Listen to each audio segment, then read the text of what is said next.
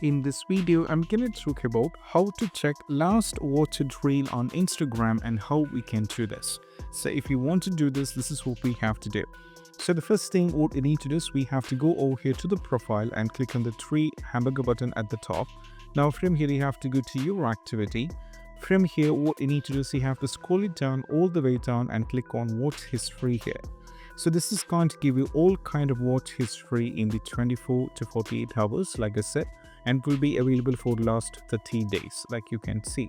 Now we can click on the over here, we can filter it as well, and if you wanted to delete it, I'm just going to click on the select and I'm just going to select something randomly here that's not suiting my thing.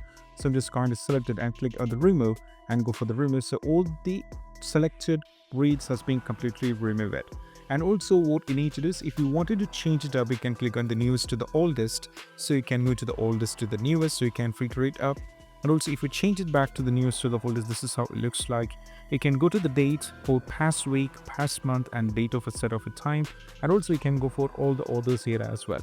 So these are the things of how we can find, the past watch history on Instagram. And I hope this quick video is helpful. That's it. Bye.